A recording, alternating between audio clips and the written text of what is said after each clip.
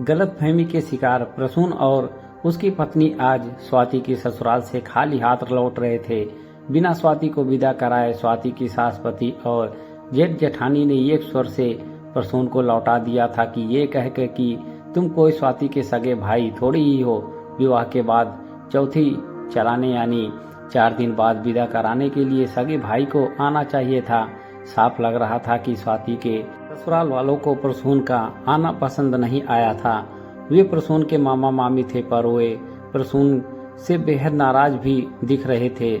चलते समय मामी ने कहा, अब तुम स्वाति के जेठ हो गए हो, उसी मर्यादा में रहो। मानते भले ही उसे बहन हो, पर भाई नहीं हो उससे। तुम इस घर के भांजे के रूप में हमेशा स्वागत है, पर स्वाति के भाई बनने को कोशिश न करना। प्रसून एक बड़े अफसर थे और बिजनौर में तैनात थे। वहाँ एक दिन ऑफिस में शर्मा जी मिले। बड़े सरल इंसान थे। उस दिन प्रसून परेशान थे क्योंकि उनकी पत्नी बीमार थी, इसीलिए घर जल्दी आ रहे थे। शर्मा जी ने सुना तो शाम को वो अपनी पत्नी के साथ प्रसून के घर गए।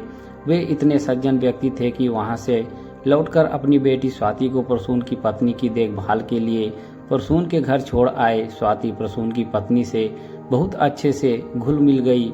स्वाति भले ही 22 साल की थी और प्रसून 44 साल के, पर उसने अपने अंकल ना कहकर भाईजी ही कहना शुरू कर दिया और उनकी पत्नी को दीदी। 2 दिन बाद रक्षाबंधन था। स्वाति और उसकी दोनों बहनों ने प्रसून को राखी बांधी। रिश्तों की डोर और मजबूत हुई। स्वाति बहुत घरेलू लड़की थी। प्रसून की पत्नी को वह बहुत पसंद थी। वो उसके लिए लड़का देखती रहती। तभी उसे प्रसून के मामा के लड़के अजय का ध्यान आया। बात आगे बढ़ी, शादी तय हो गई। शादी के बाद स्वाति मेहंदी लगाए बैठी थी। सुबह से उसने कुछ नहीं खाया था। प्रसून को इस बात का ध्यान था, अतः उसकी पसंद की केक, फ्रूटी और समोसे लाए और उसके अपने हाथ में स्वाति को खिलाने लगे। स्वाति के हाथों में तो मेहंदी लगी थी। स्वाति खाती जाती और रोती जाती। बोली, सिर्फ आपको ही मेरा ख्याल है, वरना घर में किसी को ये फिक्र नहीं है कि स्वाति ने कुछ खाया नहीं। सुबह से ये कहकर उसने प्रसून के कंधे पर सिर टिका लिया। तभी स्वाति की छोटी ननद उस कमरे में आ गई और अजीब नजरों से दोनों को देखती हुई वापस लौट गई। उसे भाई बहन के रिश्ते की गहराई समझ में आई और उसे जो समझना था वो समझा। उसने जनवासे में लौटकर नमक मिर्च लगाकर ये घटना स्वाति के पति और सास को बताई।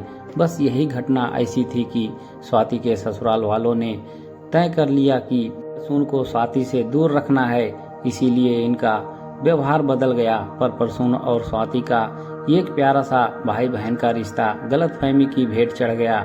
मामा मम्मी से भी कोई संबंध ना रहा। इस बात को प्रसून आज भी याद करके स्वाति को मिस करते हैं।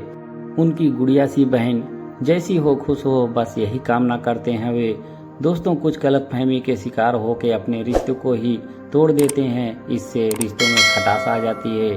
हमारे चैनल पर बने रहने के लिए आप सभी का धन्यवाद।